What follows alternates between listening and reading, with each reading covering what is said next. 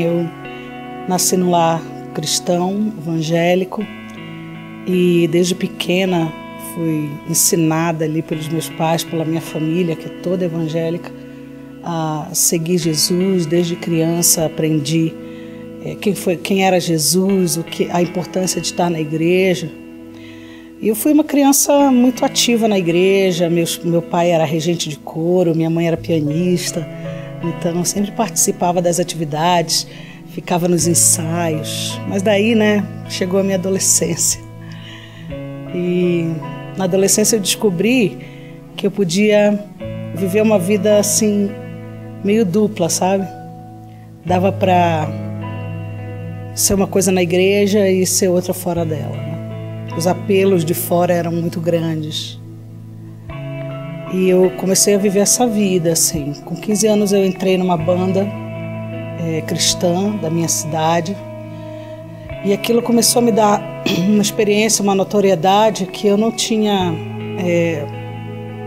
sabedoria e não tinha maturidade espiritual para administrar. Então eu comecei a fazer daqueles momentos de estar no palco com o microfone na mão algo que alimentava o meu ego, alimentava a minha vaidade. E isso durou muitos anos. Eu estive nessa banda por pelo menos 10 anos ali. Minha adolescência e parte da minha juventude inteira foi ali com eles. Agradeço a Deus, aprendi muito, mas olhando para trás talvez eu não tivesse entrado tão cedo nesse meio. E mesmo estando participando ali dessa banda, cantando em eventos, até pregando em lugares, eu comecei a descobrir aquelas coisas que o mundo oferece pra gente, E eu entrei numa universidade. Na universidade eu conheci um cara. E esse cara era assim o sonho de tudo que eu tinha imaginado pra minha vida. Ele era um cara bonito, roqueiro, e eu curtia rock nessa época. Imagina assim aquele ícone, tudo que você pensa, tudo que a tua mãe nunca imaginou pra você, ele era, todo tatuado, um cabelão no meio assim, das costas, e tocava guitarra numa banda de heavy metal da cidade. E eu comecei a me envolver com esse cara, e nós namoramos 2 anos, escondido. Toda vez que eu ia para a universidade, a gente ficava junto, e eu faltava aula, ele também. E eu continuava indo para a igreja como se nada tivesse acontecido, continuava ministrando. Às vezes ele ia na igreja comigo, a gente fazia de conta que nem se conhecia, mas Deus estava vendo tudo isso. E em algum momento eu ia ter que dar um basta nisso tudo. Pois aí chegou o dia que Jesus me encostou na parede. E isso não aconteceu dentro de uma igreja, nem num culto. Isso aconteceu lá no banco da universidade, do lado do meu namorado. E você acredite ou não, mas Jesus veio falar comigo aquela tarde, naquele banco, lá naquela cidade. E ele falou no meu coração muito forte, assim, com uma voz tão audível como essa que você está ouvindo agora. Ele falou para mim: olha, Thalita, eu tenho um plano para a tua vida, eu tenho um sonho, mas você tem que decidir, entendeu? Não dá para você levar a vida do jeito que você está levando, fazendo de conta que ninguém está vendo. Eu estou vendo. E se você quer seguir aquilo que é o meu plano para você, eu quero você por inteiro, não quero você pela metade. E foi muito engraçado, porque naquela hora eu acredito que eu realmente me converti. Eu conheci Jesus, ouvi Jesus falar no meu coração. E eu virei pro meu namorado no banco da universidade e disse para ele: cara, a gente não pode mais namorar. Ele disse: mas por quê? Porque Jesus falou comigo.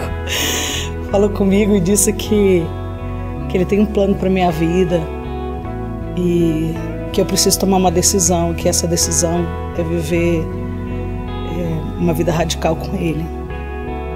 Naquela hora eu terminei o meu namoro e, cara, ali começou a minha viagem. Naquele dia, naquele banco da universidade, eu comecei uma aventura assim com Jesus. Jesus deixou de ser uma ideia, uma religião. Ele se tornou uma pessoa, um amigo. que a partir daquele dia falava comigo diariamente, como fala até hoje. Você que ouve a voz de Jesus, você sabe do que eu estou falando, né? E ele começou a falar comigo que eu era propriedade exclusiva dele, que ele tinha um projeto para a minha vida. Mas as circunstâncias ao meu redor não diziam isso, sabe? As pessoas talvez não me olhassem com esses olhos, achando que eu tinha algum futuro no ministério, trabalhando exclusivamente no reino de Deus.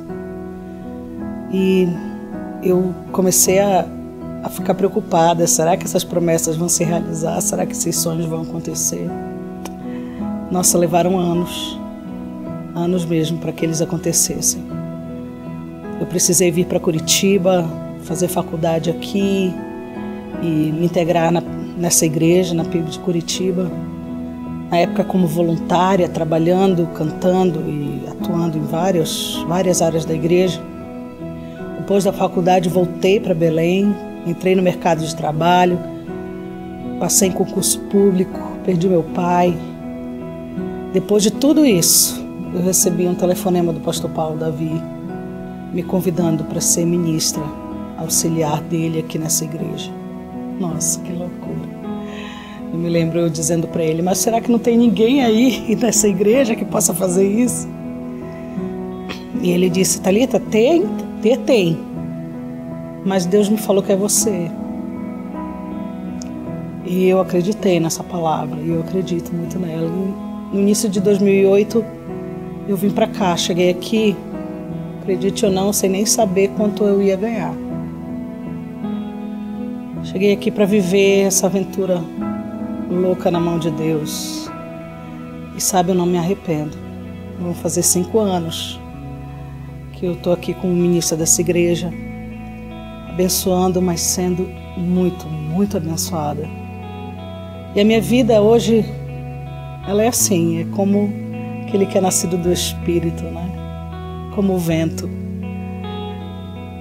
A gente não sabe de onde vem, nem para onde vai. De uma coisa eu sei, eu estou na mão de Deus e o que Ele quiser fazer da minha vida, eu estou com Ele.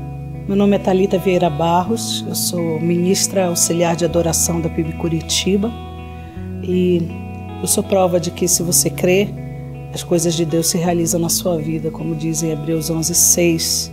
Sem fé é impossível agradar a Deus, porque importa que todos aqueles que se aproximam dele creiam que Ele existe e que é galardoador daqueles que o buscam.